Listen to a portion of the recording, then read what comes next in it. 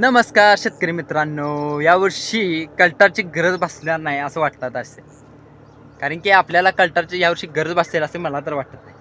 पण ज्या शेतकऱ्यांनी याचा वापर करायचा आहे त्यासाठी मी थोडीशी माहिती देतो. पण सगळ्यात महत्त्वाची गोष्ट मी सांगतो, मी आहे स्वतः शेतकरी. मी शेती करत असतो.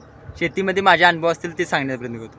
मी कोणताही शास्त्रज्ञ किंवा जास्त नॉलेज घेतलेला शेतकरी, जुना जाणता शेतकरी नाही.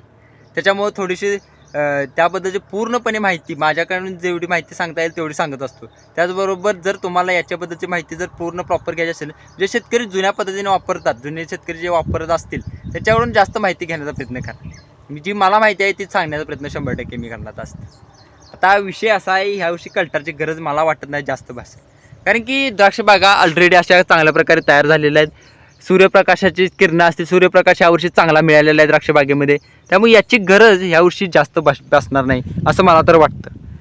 पण ज्या भागामध्ये पाऊस तयार झालेला आहे त्या भागामध्ये किंवा ज्या बागायतदारांना शंका वाटत आहे की आपल्या द्राक्षबागेमध्ये माल लागणार का नाही, अशा द्राक्षबागेदारांनी याचा वापर करावा असं माझं म्हणणं आहे. आता हे औषध असं आहे ना, जेवढं चांगलं आहे तेवढं हे वाईट पण आहे.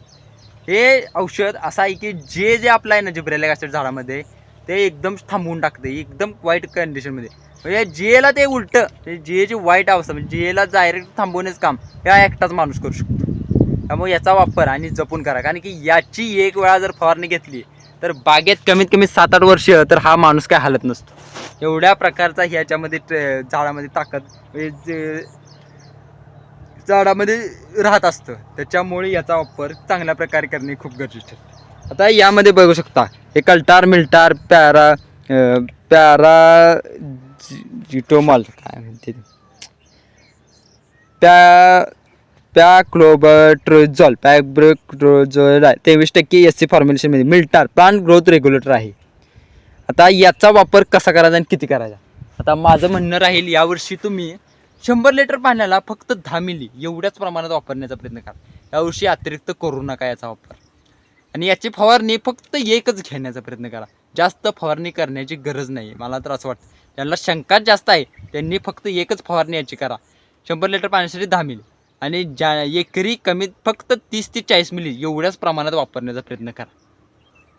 उगच हाय म्हणून आपलं औषध वापरणे हे चुकीच ठरणार आहे. कारण की यावर्षी झाडांच्या अगोदरच शेंडे हे थांबलेले गेलेले आहेत. टेम्परेचर जास्त प्रमाणात वाढल्या गेल्यामुळे याचा वापर करणे शक्यतो टाळणेच गरजेचं आहे, टाळावेच लागणार. पण ज्यांना शंकाच असेल त्या शेतकऱ्यांना वापरायचीच आहे त्यांनी ह्या प्रकारे असं वापरलं तरी काही अडचण नाही. अशा प्रकारे थोडीशी फार मला जेवढी द्राक्षबागेमध्ये थोडीशी माहिती आहे ती सांगण्याचा प्रयत्न केलेला आहे. तर शेतकरी मित्रांनो, ही माहिती कशी वाटली नक्की कमेंट बॉक्समध्ये सांगा.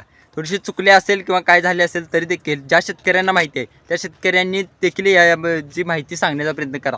कारण की शेती करत असताना वेगवेगळ्या समस्या सगळ्यांनी येत असतात.